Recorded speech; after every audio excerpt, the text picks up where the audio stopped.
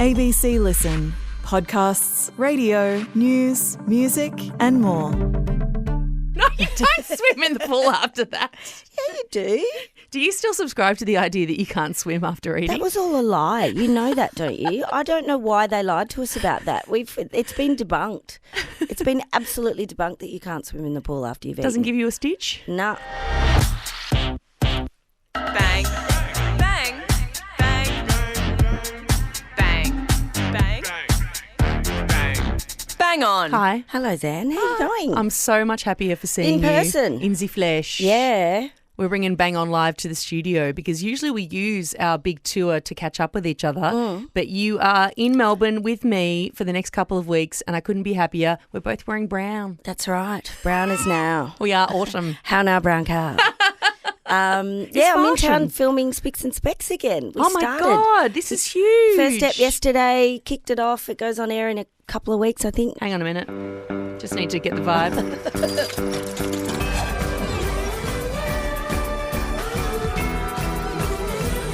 So it's been like a couple of years. How did it feel when you were sitting back in the studio and that started playing? Was it all muscle memory and you were back there? Like an old dressing gown, it felt. Popped it on and I was relaxed and happy and, yeah, it was gorgeous, absolutely gorgeous. The vibe never changes. It's always a hoot and they've got that new game, whatever it is, the secret song that I hate. And I tell them all every week. I'm like, I freaking hate this game because it means you've actually got to think about something else while you're trying to answer questions. And frankly, I'm too old for that shit these days. I'm like, what is going on? I just feel like a deer in headlights. And I tell them everywhere, I said, this is not cool. But people seem to like it, so they've stuck with it. It's the equivalent of like rubbing your tummy and patting your head at the same time, the secret song. Because you've been there. It makes you just like your brain's everywhere. Mine's everywhere anyway. So, so no, that's very, very exciting. We're really pleased it's back. And I think we're doing 15 episodes or 14 episodes. Oh, huge. Taking a break during the Olympics and which is nice because, I like to lie down while people are doing sport. And yeah, that's great. But you've got exciting things on the horizon. Well, I just wanted to say before we stop talking about Spicks and Specs that this is going to be on air really soon. It's almost June, which is freaking me out. This new season of Spicks and Specs is going to be on air on Sunday, June 9. So like a couple of weeks' time. So this is exciting. So you're going to be making it while it's on air? Yep. I love that energy. Like we used to. Yeah, I love it. We used to do it every week. Or every second week. We did like 50 episodes one year. It was ridiculous. Oh, my God. So it feels a bit more like it used to. It's great. Unreal. Keep me on my toes. Yeah. But yeah, you've got exciting news too. Yes. Oh, my God. We forgot to talk about this because when it happened or when I got the email, I literally screamed in the office, "What the fuck?" And then I had to be quiet about it for a while until it was absolutely confirmed. Yeah. And then it was announced and I forgot to mention it because it had been in me for so long. But if you haven't seen yet on my socials, this Monday I am going to be doing an In Conversation with the one and only Amy Poehler. Icon. At the Sydney Opera House. She's coming to Australia. Two icons together. Vivid Sydney. One icon. One person who's shitting themselves. No, she'll be great. She seems absolutely wonderful. Oh, she's so generous in interviews. And also, like, I've just been obviously re-consuming everything that she's done, the films that she's directed, obviously the TV shows that she's made and starred in, her memoir, her podcasts. And I'm just reminded of not only how funny she is, but also how she just champions women's voices and is as much about, looking to other people for advice as she is handing down the things she's learned without being too kind of instructive about it. She's a great enabler of women and of creative people, and she has some really interesting ideas about creativity, which are just hitting me at right at the point where I need it at my life. Amy Poehler's come to you when you need her most. She's also the queen of improv. Absolutely. So she can actually just bounce off anything that you say. Totally. So we're going to be doing some improv. No one wants to see me do improv. Oh. I don't think anyone wants to see anyone but Amy Poehler do improv, to be honest. The key word is bang, go. Because she actually started that legendary group in Los Angeles. Upright, in Chicago. Yep. Upright Citizens Brigade, which still go to this day. But and of course that lends itself to Saturday Night Live, which she was on for years and years. But she seems to apply that improv style to everything that she does. And she can be nimble because of that. So, God, she's funny. I love her. Mentally nimble, maybe not physically because she's our age. No, she looks great. She looks like she keeps nimble in all ways. So good. Very, very excited about that. But the other thing that happened over the weekend was that we did our second biggest show on this Bang On Live tour. So good. Sydney, thank you so much for turning up. That was so wild. It was so special to be on stage at the Enmore Theatre. Yeah. One of my favourite venues in Australia, a place that I've seen so many life-changing gigs. And then there's us two dickheads up there just having a laugh. Sitting on a chair and having a laugh. It felt, to be honest, I've seen a lot of gigs there and I felt a little unenergetic compared to most gigs I've seen at the Enmore because they're upstanding and here we are just chairs, table, having a chat. We stood up a couple of times. It was delightful though. It was absolutely beautiful. The audience were beautiful. They all dressed up as everyone does and just got into it 100%. Even though it was a 5 o'clock start, they'd well and truly started themselves, I think, by the time the show was on. Yes. And highly encourage that activity. And it was just a hoot. An absolute hoot and beautiful, beautiful memories, I think, that we formed with our Bang fam. We're so lucky, aren't we? Everyone that comes up afterwards. Yeah. So thank you for everyone for turning up, for hanging around afterwards. We met heaps of you. Thank you to the legend that gave me a plant. Oh, yeah, I forgot about that. I forgot everything about it already because I was quite jet lagged. Oh, yeah. Coming back from Eurovision, I was like, I didn't really know who I was, so I don't know what I said. I don't know what happened, but that's okay. Bang Fam's got us. You were great. Oh, good. Thanks. So are you. I was present for the both of us. Yeah, good. Good. It was like a fever dream for me. We're going to be heading to some more shows around the country. A few people have been saying to me, so is this the last show? Now, this tour continues. It's an epic tour, which is going to wind up in the middle of the year.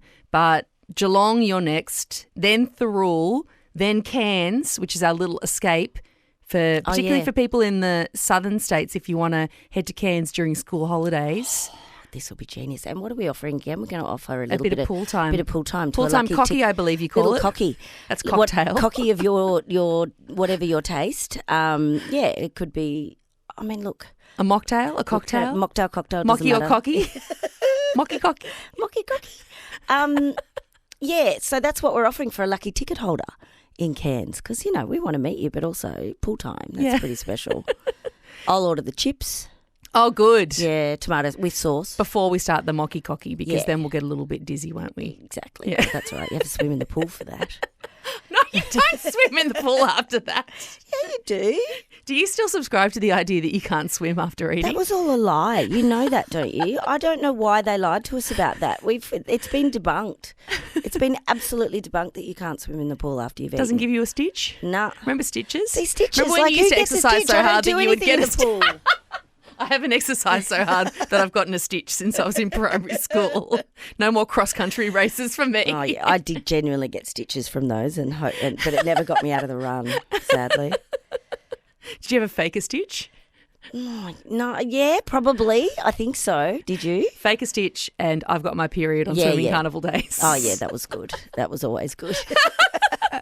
Anyway, Wyong as well is the other one. Togs in front of the entire school, that's just fucked up if you don't want to do it. Yeah, and when you're coming of age and you're feeling the worst about your body. It's brutal. We've all been there. Brutal. Every Bang fan that's listening right now is going, yep, absolutely Yep. there. All the details for the remaining 4 shows for Bang On Live are in the show notes, and we would love to see you in all these beautiful coastal places, Geelong, Thirroul, Cairns and Wyong. Very, very exciting. Now, it's been a big couple of weeks. We've been busy. You've been on the other side of the world, but we've come back to an amazing fashion event, a beautiful hairdressing event, one of our favourite events of the year. I say makeup as well. Not that we'd know, but Really? I feel like they use makeup too. The Westminster Dog Show. Yes! Congratulations to Sage, the miniature poodle who won Best in Show at the 148th Annual Westminster Kennel Dog Club Show on Tuesday. From 2,500 dogs, Sage came out on top. She's a beautiful, beautiful animal. Look, I've printed out a website, Myf. Thank you. Because I'm very close to being a boomer. Look at her. Sage is a lot. Let's just say Sage. Are they ears or is that just hair? Oh, who knows? They are actually Sage's ears, but that is the hair. The hairstyle's going on. It's a classic poodle. She's also, I think, it says miniature poodle, but she's like sort of knee to waist height. She's a would be on medium. me. She's medium. She's got pom-poms on her She's got little ankles pom-poms on there. her feet, classic. She's got the pom-pom tail. She's got the pom-pom hairdo. She's got the bell ears that is classic. But what they've gone with is some sort of, it's kind of like an undercut on the body. She's got a bit of the top. It's like a reverse mullet, really, I think, in poodle terms. And she is absolutely superb, but my goodness, that would be a lot of work. The bouffant alone, you see why they call it poodle hair for 80s rockers. That is absolutely Bon Jovi areas going on there.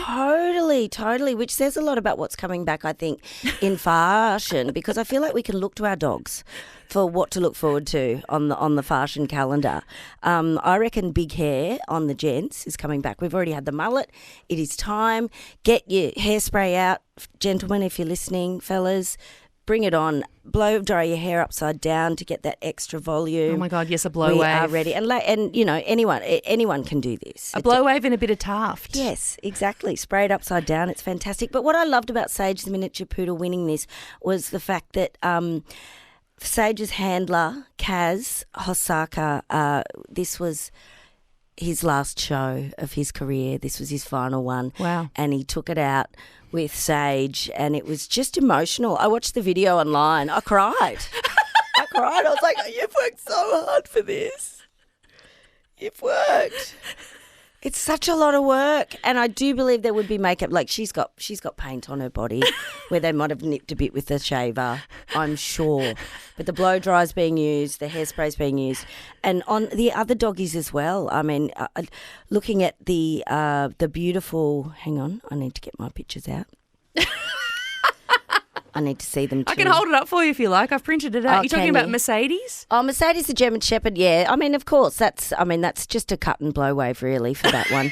But we've A short back and sides for Mercedes. short back and sides. But, you know, there's a lot of work going on in particular for the for Comet, who is the 3-year-old Shih Tzu. I haven't seen a hairstyle like that out of a 1988 hairdressing salon. That requires some sort. Remember those things they'd put over their hair to get a hair set? What were they called? What, like the heater The thing? cones. Yeah, yeah. Yeah, They feel still like- use them in hairdressers. Do they? Yeah, I I've still use it sometimes in my hairdresser.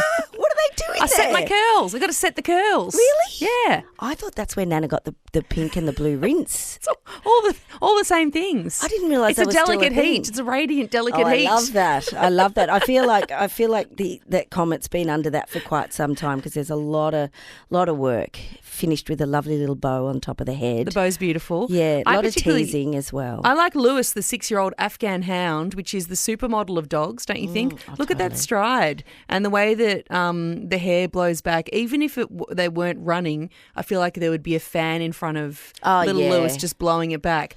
Again, worthy of a shampoo commercial or a 1980s rock band. Just gorgeous stuff. Yeah, it's all happening for the dogs, and I say, look to our dogs for our fashion advice.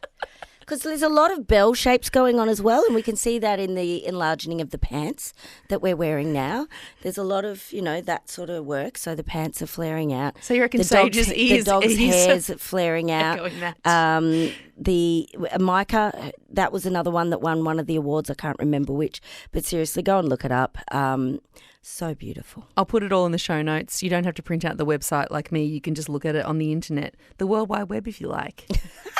Did you see that Grace Tame, if she wasn't already a legend enough, became the first place holder amongst females in an ultramarathon along the Great Ocean Road Is this there past nothing week? she can't do? 60 kilometres in 4 hours, 43 minutes and 43 seconds. I did a half marathon once about 15 years ago Did that I've you? been dining out on ever since. Oh, you 'cause I've haven't, never done one told me about since. that. That's the time I got for 21 Ks. They were packing up the road closure equipment as I sauntered through at the end. She is amazing. You still did it though. I know, but 60 kilometres, that is a wild time. She's amazing. She wrote a beautiful Instagram post about it. I won't read all of it, but it was gorgeously written. And she said, ultras mirror life itself with all their raw, indiscriminate suffering and beauty. Before beginning, you make a pact with nature that whatever will be, will be. What follows is a spiritual negotiation in the elements. If you resist, the rain feels heavier and the wind sounds louder. the only way to master this kind of beast is to understand that there's nothing to master. You, we are one and the same. Oh, Just poetry. And what a great analogy for life itself from a woman who's lived it, who's experienced some of the worst things in life and has come out to be such a champion for so many and continue to be a champion for herself as well. yep, absolutely. Running is so good for you. I wish I could do it again. Did my knee last year. That's been my excuse for 15 years. Your meniscus. No, it was my ACL. Oh, that's I right. think it was both, actually. It's your footy injury. That's right. Where's your mullet? You got a footy injury. Other big news this week. Did you hear about Scarlett Johansson and ChatGPT, the world of AI? She's going to be taking legal action against OpenAI, which is the people that have made ChatGPT, which is now put in so many different products, because she says that one of their little ChatGPT people, Sky, sounds eerily like her. And it's interesting because from her legal argument, it sounds like she was in conversations with the OpenAI people about whether or not her voice could be used. They were going back and forth, and she said, "You know what? No, I'm not gonna do that." And then they released these little chatbots, and one of them sounded eerily like her. And she went, "Hang on a minute." Hang on a minute. And Sam Altman, the guy that is the head of OpenAI, tweeted on May 14, her, which we know what that references, don't we? Well, that's the movie where she was basically an AI bot, essentially. What would you call it? It was virtual reality, wasn't she? Like a virtual assistant. Yeah. Like that we hear on Google or Alexa Chat or Hey Siri, all that stuff, which is often a female voice. But Joaquin Phoenix ends up falling in love with his virtual assistant. Actually, just in case you forgot about this film, it came out 10 years ago. Here's a little bit from that movie. Do you want to know how I work? Yeah, actually. How do you work? Well, basically, I have intuition. I mean, the DNA of who I am is based on the millions of personalities of all the programmers who wrote me. But what makes me, me, is my ability to grow through my experiences. So basically, in every moment, I'm evolving, just like you. So very prescient to have this film come out 10 years ago, because this is the world we're now in. And there's plenty of people, actors most notably, who went on strike for months over this kind of stuff. Yeah. Saying, we don't want you to use our likeness, our voice, everything about us and turn us into AI. And it seems like, according to her legal documents, they have. It doesn't necessarily sound like her. It's a little bit more toppy, but that husk that is very much hers is in there. It's not okay, especially if the boss has already approached her. But we also have to think about when this AI starts to develop, who's developing it, who's putting the ideas in. And I actually got a message from Bang Fam, Adam, on Insta, and he pointed out to me, he's going, "You've got to cover this. You have to cover this on Bang On." He said, the AI voice and GPS voice and Siri and Alexa and Google Home voice default to being, the fact that they default to being submissive feminine is cooked. Are there any with male voices? You can change them, but the default is always a woman. And this has been discussed before. The woman is the helper. The woman is the one who can fix things for you, who can sort things out for you. Oh, absolutely. And he's gone on to write, needs to change. Program it so the user picks male or female from the outset and have it reflected the fact that the goal is if this, then that. Analyse what you tell it and present it back to you to fulfil its purpose. He said, it's archaic, presenting women as objects that exist purely to serve you. Socially, this is brutal, but I kind of get it. Men who spent their formative years developing their views on gender from internet porn need to stop gatekeeping innovation and actually bring women on board. And I'm like, whoa. Well, spot on. Yeah. Because we talk a lot about AI, through Bang On and have done for the last couple of years, but all of it has been guided by a human hand.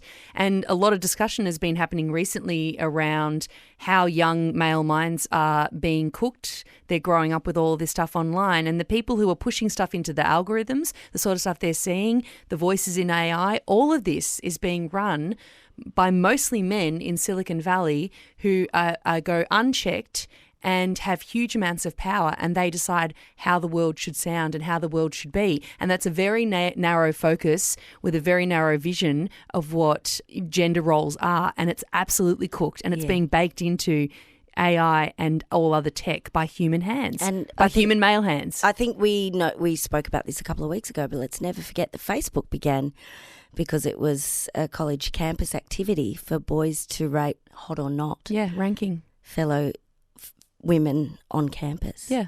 Ugh. Which is what the internet is still to this day. So never forget that. But I love that Adam's like, I want to call bullshit on this because it's so true. It's absolutely cooked.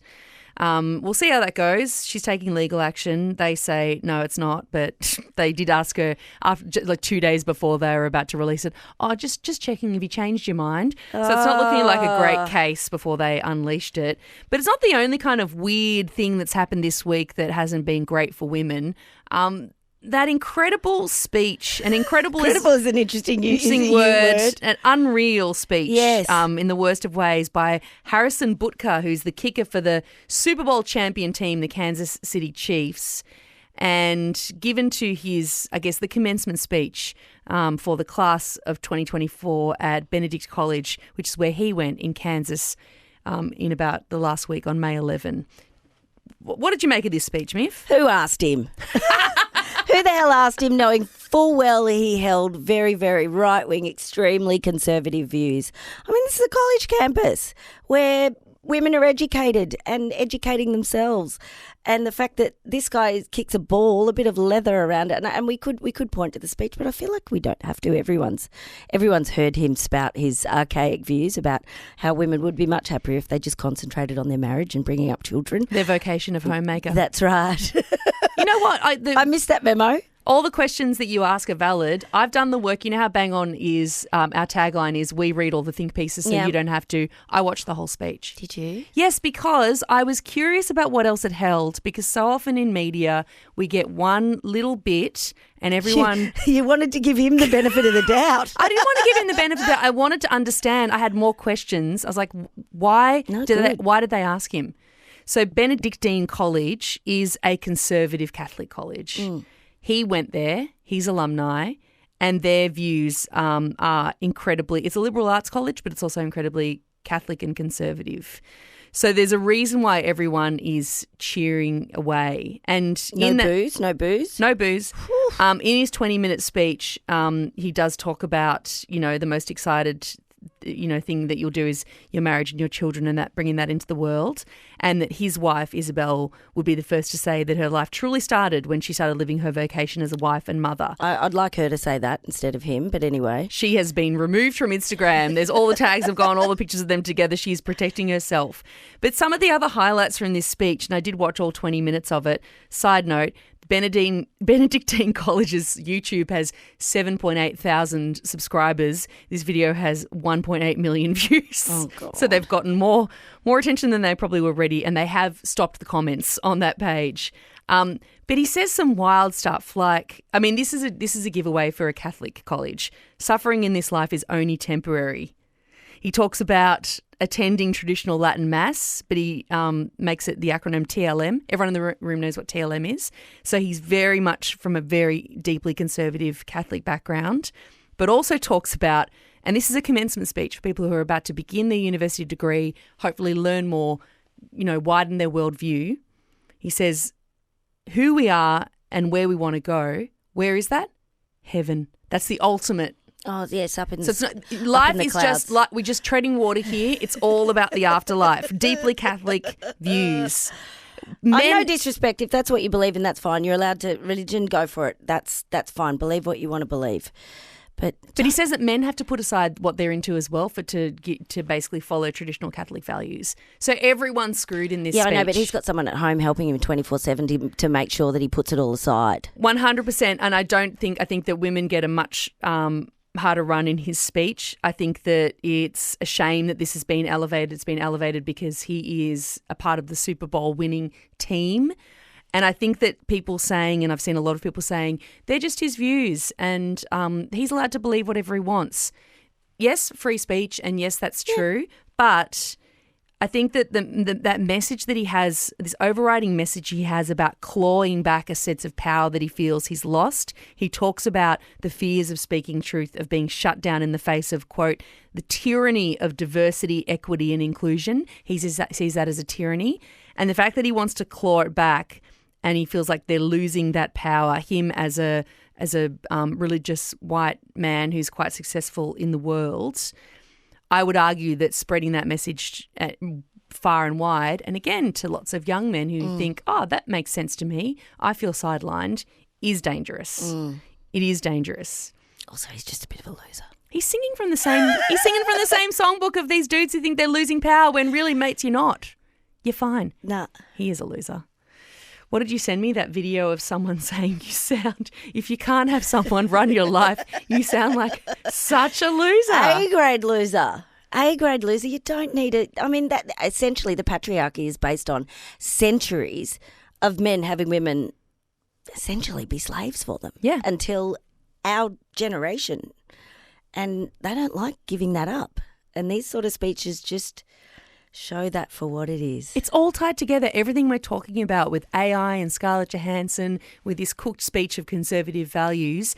And weirdly, did you see what Kirsha has done? Oh, I love this. Kirsha Kashala. A little bit of light. Oh, my God, who we've been talking about, curator, artist, and, of course, a woman who put on that incredible exhibit at the Mona Museum in Tasmania in Hobart called Ladies Lounge. That's right. Which was taken to court by a New South Wales resident by the name of Jason Lau. He said he was suing for discrimination because he wasn't allowed in the Ladies Lounge. He was successful in that.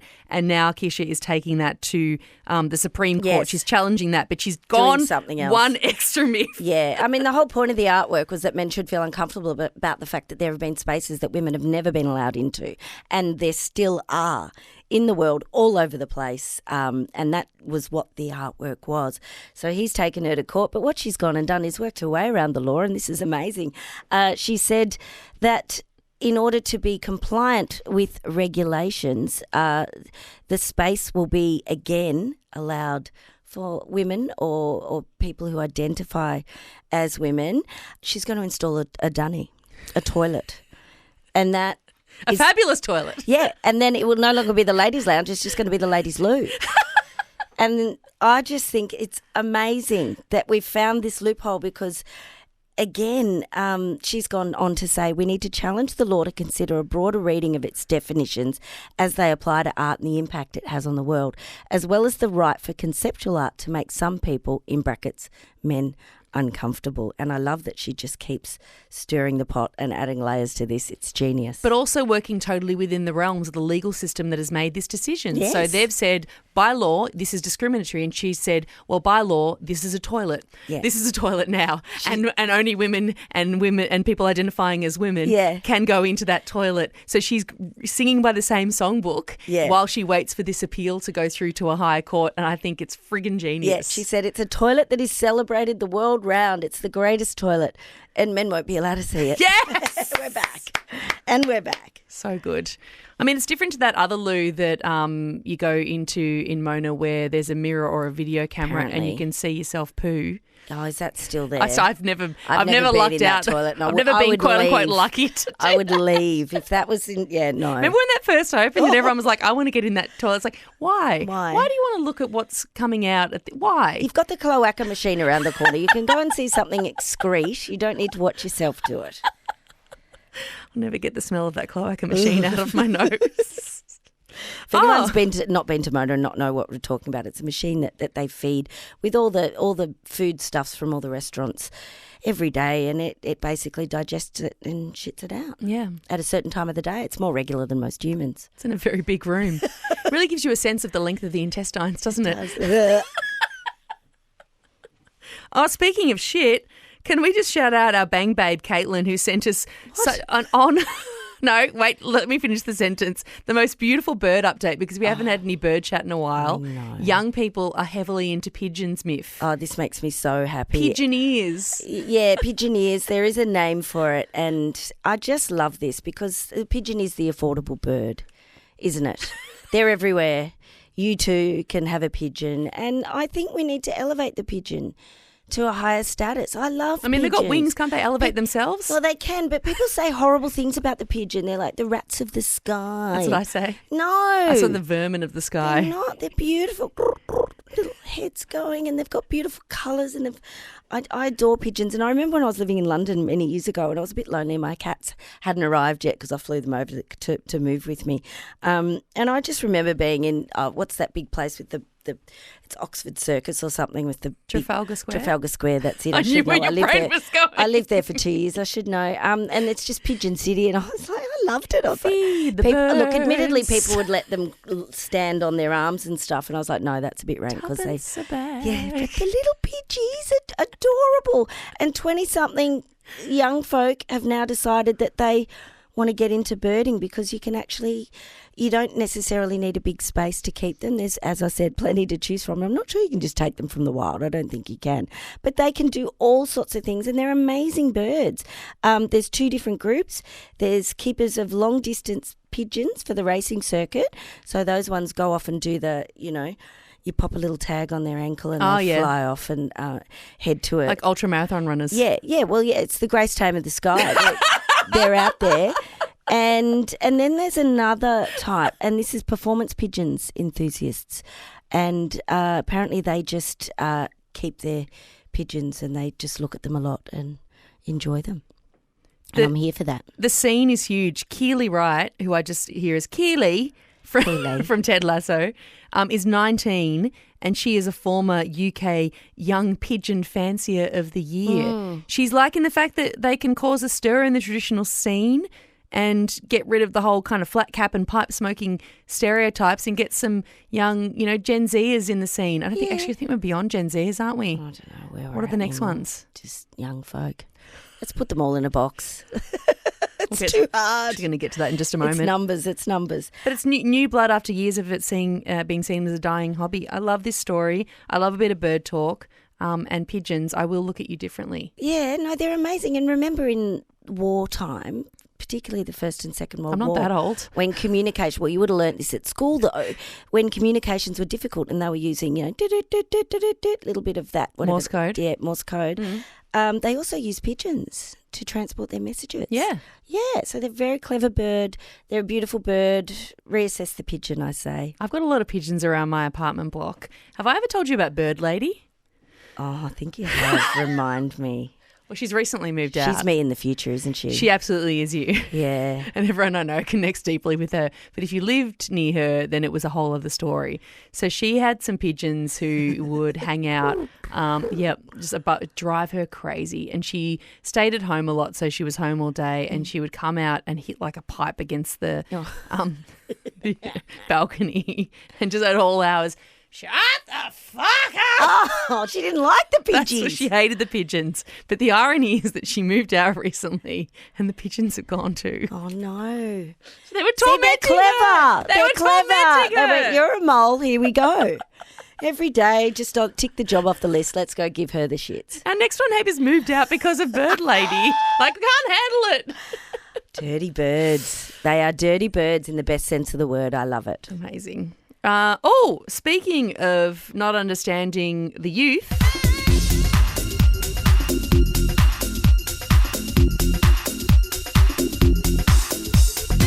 I mean, we give it a go. And shout outs to everyone who comes to Bang On Live. It is a broad church. I always get so excited when I see women in their 20s and in some cases girls of the age of 12 and 14 who listen to Bang On. I then say to their parents, I'm sorry for the swears. Yeah. I'm sorry for the swears.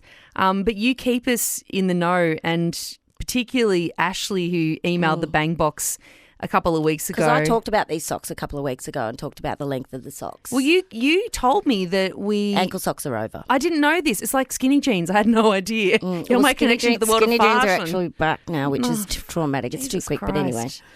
I just bought some really wide leg ones, like bell bottoms. We've got a year. We've got 2 years. Okay. Everyone's catching up. It's fine. So apparently ankle socks are out? Yep. Yep. Okay. Shows your age. Okay. They're not necessarily out, just shows what generation I think my face shows my age, but that's okay. exactly. Everything sagging shows my age. Ashley's a school teacher and she's here to tell us what's what. Dear Myf and Zan, long-time listener and lover of Bang On, first-time emailer. Oh, thank you. I had to get in touch to add a comment to your discussion about ankle socks on the recent episode, as it had me crying with laughter. I can indeed confirm that millennials are judged by the lengths of our socks. I'm a high school teacher and my students don't hold back when discussing my socks. They also have a weird phrase when I wear shoes without a covered toe. They call it getting the dogs out. Oh, I did not know this. Apparently dogs are toes. Who knew? I say my dogs are barking when my feet are sore, but I didn't realise that dogs specifically were toes. Where does it come from? I love that. What's it got? Well, I mean, it's probably got some horrible history. I don't know. At this point in the email, Ashley realises she's gone sidetracked. Back to the socks. Yeah. Hidden socks, aka sockettes, are a no-go. One student pretended to gag when I mentioned it. Can't you see that? I love it. Ankle socks are also very uncool and signify that you're old. Yep. Socks under sneakers, loafers and even Birkenstocks have to be long enough to be pushed down with a few stylish creases. Yes. But still appear a good distance above the shoe. Yeah. This is the sort of specificity that I Yeah, need. yeah. Last week I was wearing my trendy Adidas Samba sneakers at school. Yep. And a student says, "Love your fit, miss, but the socks are too short." I give up. I give up. No, I love it. I'm all for it. I'm all for it. I'm going to put this on my vision board at home so I know how to look when I leave the house. So many sock options. So it have to be long enough to be pushed down with a few stylish creases, but still appear a good distance above the shoe. Yeah, you just anything that's around the ankle, lose it. Apparently, yeah. So helpful. But the problem is when you get older too, my socks, because I've been wearing it for a while, I've now got a line because my legs swell. And so where the sock is up here, I've just got this line and you can't hide it, especially if you get bare legs. The little indent of the sports sock. Yeah, I've got it. We've all been there. Yeah. What are you banging on about this week? Oh, goodness me. I actually, because my little telly show, the science show that I've been working on, the series that's on ABC 9 o'clock Tuesday nights on Secret Science. And on Listen, iView, the first episode. It's really interesting, fascinating series. Check it out if you want to have a look and learn some things about science. I certainly learnt a lot because my background is not science. But after that, I watched something that was, I think it was out in 2017, and it was beautiful, absolutely beautiful. David Stratton, noted film critic who was on with David and Margaret for many, many years on the ABC, Stories of Australian Cinema. And it's a 3-parter, and I've only watched the first episode just because it was on, but I really can't wait for the next 2 episodes or I'll watch it on iView. But the good thing about it was I watched it on telly, so I got to see all these historical Australian movies. It felt like on a bigger screen than I would normally watch because I always watch stuff on my phone. So it was just a real journey into the history of Australian cinema, and really focused on the fact that he began his life here as an outsider, as an immigrant, and how he became part of the culture, but through film.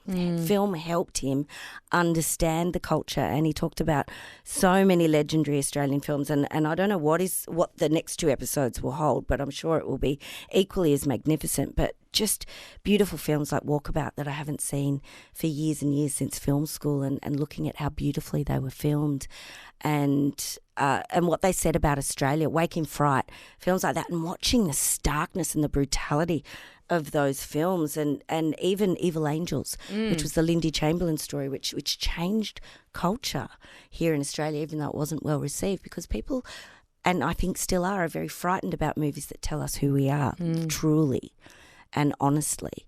And I think a lot of people reassessed how they perceived Lindy Chamberlain after that movie. But it's a real insight into Australian film and some of the incredible work that was made that really, I think, was not so successful here, but overseas it was considered to be, incredible filmmaking, and we have a lot to be proud of. 100%. I loved that series when it came out. I'm so glad that you discovered it. I actually went on to iView. All 3 episodes are up there now. They've just been put up again, but yeah, it's so true, and particularly that golden era of Australian film through the 80s where films were getting funded, people were taking risks, but they really did tell the story of ourselves in so many different ways. And how dark. And you never want to lose that. No, you don't. And how dark Muriel's Wedding was, even though it was positioned as a comedy. Yeah. You're watching things like that. Like, I'm not sure we do stuff like that as much anymore, I think. And I look forward to a time when we sort of start to reassess ourselves a little bit more through film. I think we can. We do horror now. We do great horror. That's because of things like Wake in Fright and, what was the one with the wild boar in it? Killer pig. Looking it up. Razorback. Oh, 1984 Razorback. Well, interestingly, Terrifying. when I was at the ACTA Awards, which are like the film and television awards, they used to be the AFI Awards last year. The film that got the most awards was Talk to Me, which is made by two little rat bags from Adelaide who were YouTubers who hit it big. And when they got up on stage, because they made the film, made it in Australia with an Australian cast, they basically said that when they sold the film to the producers that they pitched it to, they were like, okay, well, we're going to make it in America. And they were adamant to keep it as an Australian story, tell it the way they wanted to, because they grew up on all these films and watched them. And they knew the importance of keeping Australian stories Australian.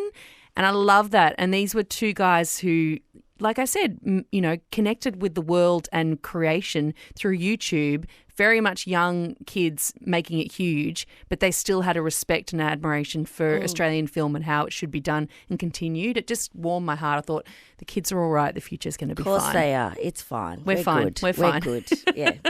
But yeah, brilliant insight if you're not familiar with a lot of Australian films. But even if you are, it's great to be What's it called reminded. again? David Stratton's Stories of Australian Cinema. Excellent. I'll put a link in the show notes. All 3 episodes are up on iView now. I also highly recommend. +1 on that one. Yeah. What are you banging on about? Well, I'm banging on about a film as well, but one that's in the cinemas right now. And it is a beautiful new film by Vietnamese-born French producer Tran Anh Hung, who remember in the 90s there was that film The Scent of Green Papaya that won like the Palme d'Or at Cannes. He's done heaps of gorgeous films in his lifetime. This film actually won, I think, Best Director at Cannes last year, and it's called The Taste of Things. It's Juliette Binoche and another fella called Benoit, who I think she used to be married to. She was married to him and they split. Which and is wild. And I listened to her do a chat about this and it was amazing. She's like, I did this for our child because they had a child together as well, but they separated. But being able to come back together and do this work at a later stage without all the, the weight of a breakup, I think it kind of reaffirmed their friendship. Well, they have such a beautiful chemistry together, and it's this gorgeous, poetic romance between a cook, who is Juliette Binoche's character, and the gourmet she works for. It's an historical piece. It's all French farmhouses. The first 40 minutes, it's a 2-hour, 20-minute film, which is quite long by French standards. But it's about food, so you get to see beautiful things happening with food, and that's fine. The first 40 minutes is just preparing a meal. I reckon there's 2 sentences. It is so poetic. Do not go to the cinema hungry. Eat before you go. And afterwards, if you can, book in a rustic French meal or something with lots of veggies and deliciousness. It is just so glorious. And I wanted to shout it out and bang on about it because I know I always talk about films and how much I love them. I really do think seeing things at the cinema makes a massive difference. Something like that for sure. To sit in it and just be in it and let that poetry, literal poetry, the things that they say to each other, but also the poetry of this incredible cinematography, of this beautiful setting of the food. It's just all the things that for me matter in the world, friendship, relationships, curiosity, food, the beauty of the natural world, what the seasons give to us and how they sustain us. It's just gorgeous. So I do have to admit, I've seen part of it. I only watched half of it on the plane and I need to watch the other half because my flight ended. I was going to say the worst film to watch on a plane because then you get like your tray and it's just I still loved it. No, I still loved it. But there was a lot of scenes where, it's like a lot of men sitting around waiting to realise what, the genius of the greatest chef on earth. It's like, blah, blah, blah, blah, blah, blah, blah, blah. Yeah. And then he goes, blah, blah, blah, blah, blah. I've had an idea. And it was like, oh, gosh, yes, this is how it was. Yeah. We waited to see what the genius would do. While Juliette Binoche, the cook, is actually executing She's actually doing all the work. Yeah. They do celebrate her in the film, though. Yeah. It is beautiful. Highly recommend. It's called The Taste of Things. I'll put it in the show notes as well. Wow, lots of things this week. Things. We've been off. Things and stuff. And, yeah, it's great. I loved it. That was my review, 5 stars. I love it when you just do little reflections at the end of Bang On. Yeah, that was good. Yeah. I think that was good. Yeah. Should we do it next week? Yeah, let's do it. Why not? It's fun. I'll see you then. Oh, it's fun. We should do this more often. Yeah, let's do it more. It's great. Bang. Bang. Bang. Bang. Bang. Bang on.